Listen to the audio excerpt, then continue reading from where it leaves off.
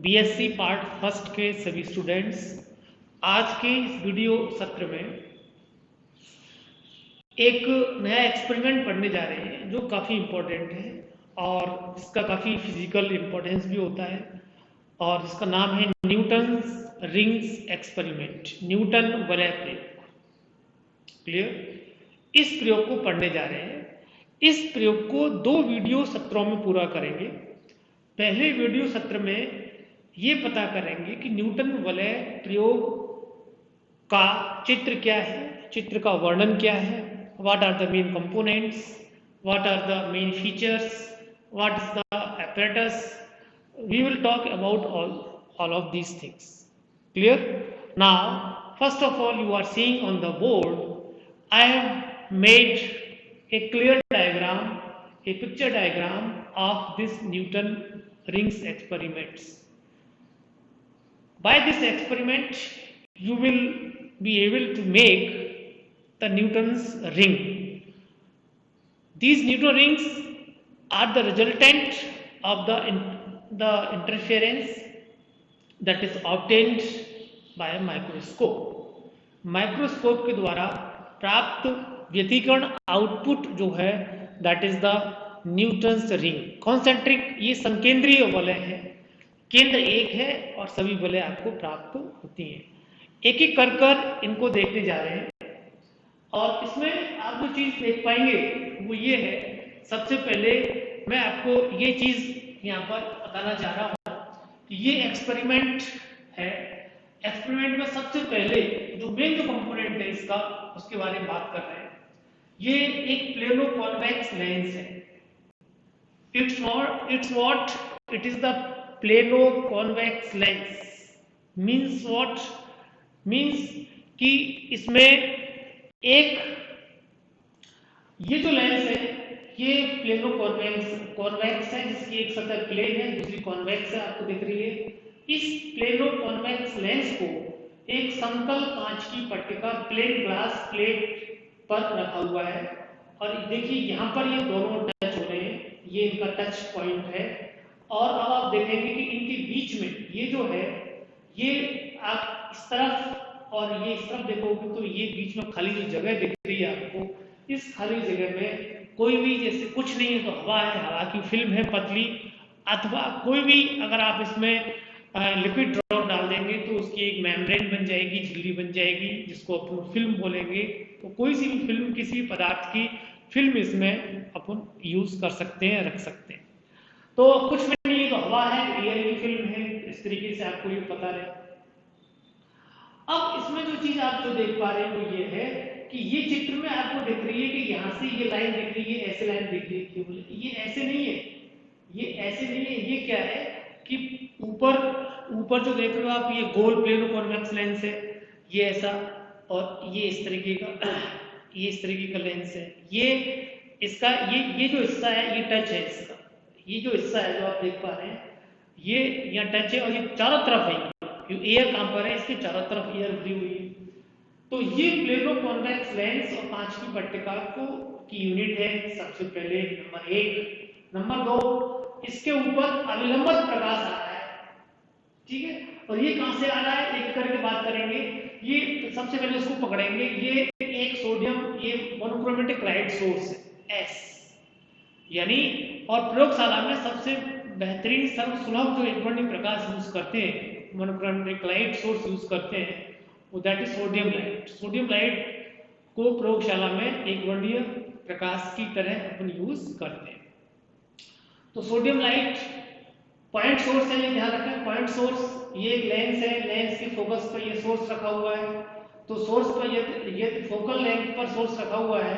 तो after refraction, lens के अपवर्तन के पश्चात सारी जो प्रकाशित किरणें हैं ये पैरेलल जाएंगी, समांतर जाएंगी, समांतर जाएंगी। ये जो प्लेट जो देख रहे हैं आप, ये 45 डिग्री कोण पर झुकी हुई कांच की पट्टिका है। इस पर जब आपतित होता है ये, तो 45 डिग्री कांच की पट्टिका पर जब ये आपतित होता है तो आप देख पा रहे हैं कि ये जो प्रकाश है इस पट्टिका से अविलंबित नीचे की ओर ऐसे नीचे आएगा और ये इस यूनिट पर आके पड़ता है। और जब यहाँ पे पड़ता है तो इसका ये जो फिल्म है, फिल्म के ऊपरी पृष्ठ से इसको लौट के आती है और ये फिल्म में अंदर आती है, कांच की पट्टिका से टकराती है, टकरा के फिर ऊपर जाती है। इस प्रकार ये इनमें जो परावर्तन होता है, इसमें जो अपवर्तन के कारण से आंशिक परावर्तन और आंशिक अपवर्तन के कारण से जो व्यतिकरण होता है, तो आपको व्यतिकरण फ्रिंजें दिखाई देती हैं और व्यतिकरण फ्रिंजें इसमें आपको वलय के रूप में दिखाई देंगी। ये एक्चुअली ये सारी चीज ऐसे है, ये गोल गोल आपको यहाँ पर दिखाई देगी और जिसको कि आप माइक्रोस्कोप की सहायता से आप देख पा रहे हैं। ये माइक्रोस्कोप के ऊपर माइक्रोस्कोप की सहायता से आप माइक्रोस्कोप है, माइक्रोस्कोप में आईपीस है, आईपीस से आप देख रहे हैं, कहाँ देख रहे हैं, यहाँ देख रहे हैं आप नीचे। तो यहाँ जब देखेंगे तो आपको इसमें पीले रंग की, क्योंकि प्रकाश का रंग पीला है, सोडियम लाइट है, इसलिए इसका रंग पीला होगा। तो पीले आपको संकेंद्रीय कॉन्सेंट्रिक आपको रिंग्स दिखाई देंगी, बारीक बारीक बारीक बारीक इस टाइप की जो बनी हुई है नीचे। इस प्रकार की आपको ये जो है, ये जो आपको रिंग दिखाई देंगी, जिनका केंद्र एक होगा और सभी यानी प्रत्येक की जो मोटाई होगी वो समान होगी। इसकी अलग अलग हो सकती है, लेकिन प्रत्येक एक की जो मोटाई होगी वो क्या होगी, एक समान होगी।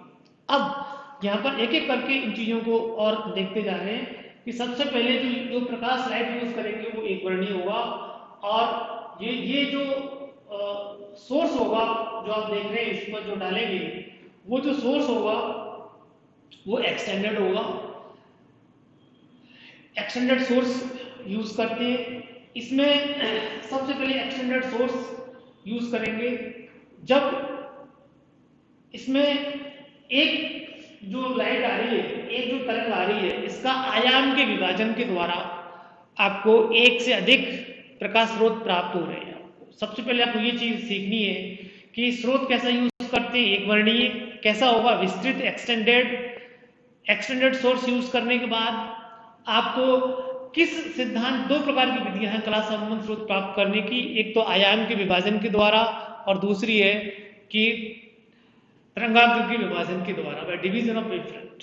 तो इसमें किसका विभाजन हो रहा है, किस प्रकार कौन से तरीके से आपको दो कला संबद्ध स्रोत प्राप्त हो रहे हैं वो आपको पता हो। इसमें आयाम के विभाजन के द्वारा दो कला संबद्ध प्राप्त हो रहे हैं और जिन प्रयोगों में कला आयाम के विभाजन के द्वारा कला संबद्ध स्रोत प्राप्त होते हैं उनमें एक्सटेंडेड सोर्स की ही आवश्यकता होती है, ये भी आप सब लोगों को पता हो। तो two coherent sources are obtained by division of amplitude. Clear, ये मैंने अभी आपको अभी भी बताया है, ये सभी को पता हो। Fringes are observed by microscope. Fringes किसके द्वारा प्रेक्षित की जाती हैं, माइक्रोस्कोप के द्वारा प्रेक्षित की जाती है, ये चीज आपको बता दी। और उसके बाद ये उससे पहले ये जो फिल्म है जो आप देख रहे हैं, फ्रिंज तो बाद में प्राप्त होती है, पहले क्या बनाई आपने, फिल्म कैसी है, समान आनति की, समान कोण की, अथवा समान कोण, समान आनति, अथवा इसे क्या बोलेंगे आप, wedge shaped, WEIDZE, wedge shaped film या फिल्म ऑफ इक्वल इंक्लाइनेशन, एक समान कोण की फिल्म, कई नामों से आप जान सकते हो। तो जब जो फिल्म है जब एक समान आनति की होती है तो प्राप्त जो फ्रिंजें होती है वो एक समान मोटाई की होती है। ये आप तो ट्रिकली भी याद रख सकते हैं, जब फिल्म समान कोण की हो तो प्राप्त जो फ्रिंजें होती हैं वो समान मोटाई की होंगी। उसके दो ही चीजें, समान आनति या समान कोण या समान मोटाई। तो दूसरे के विपरीत है, तो ये चीज भी आपको पता हो। और यदि समान आनति की फिल्म यूज की जा रही है और ये इंपॉर्टेंट न्यूटन वाले प्रयोग में ये जो प्रकाश होता है अभिलंब आपतन होता है इसका, और प्राप्त जो फ्रिंजेस होती है वो कैसी होती है, समान मोटाई की होती है। ये सब चीजें आपको मोटी मोटी बातें हैं, ये सबसे पहले आपको पता होनी चाहिए। अब आपको जब ये ऐसी वलय प्राप्त हो गई, गोल गोल गोल ये कॉन्सेंट्रिक जो रिंग्स हैं आपको प्राप्त हो रही हैं, तो ये चमकीली काली चमकीली काली चमकीली काली एकांतर क्रम में आपको प्राप्त होती है। चमकीली मतलब आपने चूंकि एक वर्णीय प्रकाश यूज किया है पीले रंग का, तो पीली काली पीली काली पीली काली पीली काली, इस तरीके से आपको ये प्राप्त होंगी। अब अपना उद्देश्य क्या होता है कि जो चमकीली फ्रिंजें की शर्त क्या होगी इसमें, और काली फ्रिंजों की शर्त क्या होगी, पहले इसको जानेंगे। फिर इसके बाद ये जानेंगे कि चमकीली जो फ्रिंज मिल रही है आपको, जो ब्राइट फ्रिंजेस मिल रही हैं, ब्राइट जो रिंग्स मिल रही हैं, इनकी त्रिज्या क्या है, अथवा त्रिज्या जानने के बाद उनका व्यास क्या है, डायमीटर क्या है, और इसको जानेंगे पहले। तो डायमीटर और व्यास को ज्ञात करने के लिए थोड़ी सी मैथमेटिकल इसकी जो चर्चा है वो करेंगे। तो अगले वीडियो में मैं इस चीज़ को आपको मैथमेटिकल कुछ चीज़ों को आपको ले रहा हूँ। क्लियर? तब तक के लिए आप ये जो चीज़ आपको बताई है इसको अच्छी तरीके से आप ध्यान करें। जब इसको अच्छी तरीके से पढ़ लेंगे उसके बाद मैथमेटिकल वाले सेकंड वीडियो को आप पढ़ेंगे। Thank you very much.